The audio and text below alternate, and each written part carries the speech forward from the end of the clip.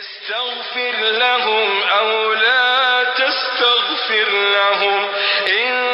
تستغفر لهم 70 مرة إن تستغفر لهم 70 مرة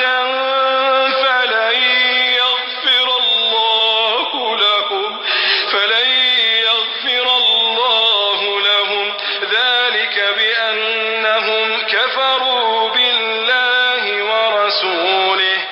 والله لا يهدي القوم الفاسقين. کته د دې منافقین د پورا استغفار وغوړي یا د دې د پورا استغفار ونغوړي کته د دې د پورا او یا ځل هم استغفار وغوړي نو الله تعالی بل سره دوی ته بخښنه ونکي دا ځکه چې بشک دوی په الله تعالی او د هغه پر رسول کافران شوي دي او الله تعالی فاسق قوم ته هدایت نه کوي. فرح المخلفون بمقعدهم خلاف رسول الله وكرهوا أن يجاهدوا بأموالهم وأنفسهم في سبيل الله وقالوا لا تنفروا في الحر قل نار جهنم أشد حرا لو كانوا يفقهون. جهاد نه پوت کړل شوی خلک د رسول صلی الله علیه وسلم نشوتا په خپل کې نوسته باندې خوشاله شول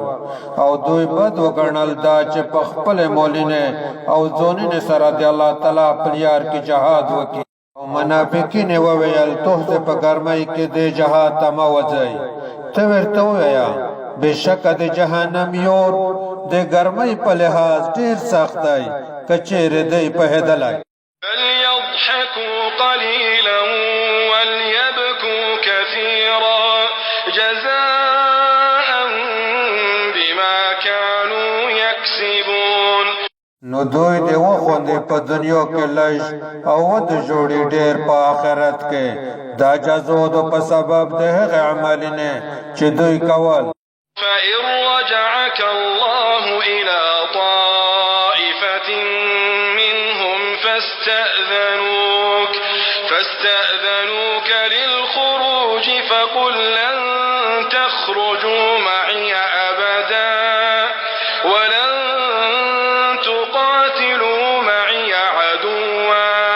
إنكم رضيتم بالقعود أول مرة فاقعدوا مع الخالفين. نو که الله تعالی بیرته راوستی په دې منافقین یوې ډلې ته بیا به دوی له تونه بل جهاد ته د وتلو اجازت وغواړي نو ته ورته ووایه توسې بله سره ونه وځئ جهاد ته زمو سره هېڅ کله او د سره به زمو په ملګرتیا کې د کوم دشمن سره هېڅ کله جنگ ونه کوي بېشکه توسې مخکې ځلې په نوسته راضي شوي یئ نو ویس نوست اوسئ د وروسته پاتې کېدونکې ښځې ماشومانې او عاجزې سړی سره. ولا تصل على أحد منهم مات أبدا ولا تقم على قبره إنهم كفروا بالله ورسوله وماتوا وهم فاسقون. او په دې منافقین کې چې کوم یو مړ شي ته د هغه هیڅ کله هم جنازه مه کوه او ما یې د دعا او تدبین د پوره په قبر درېږه بېشکه دوی په الله تعالی او د هغه په رسول کافران شوي دي او مړه شوي دي په داسې حال کې چې فاسقان دي. ولا تعجبك أموالهم وأولادهم إنما يريد الله أن يعذبهم بها في الدنيا وتزهق أنفسهم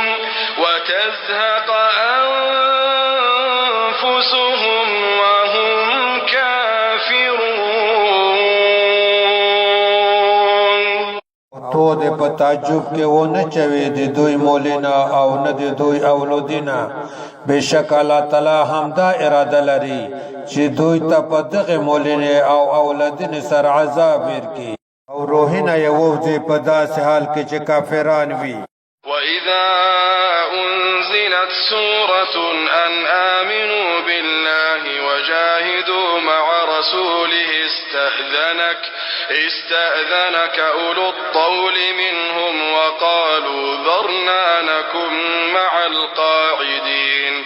کله چې کوم صراط نازل کړی شي چې په الله تعالی ایمان وروړي او د هغه د رسول په ملګرتیا کې جهاد وکړي نو لته نه بدوي کې اجازت غوړي او یایي تمیش پرېږده چې ژوند وکړو په کورنۍ کې د کښېناستونکي ښځې او ماشومانو سره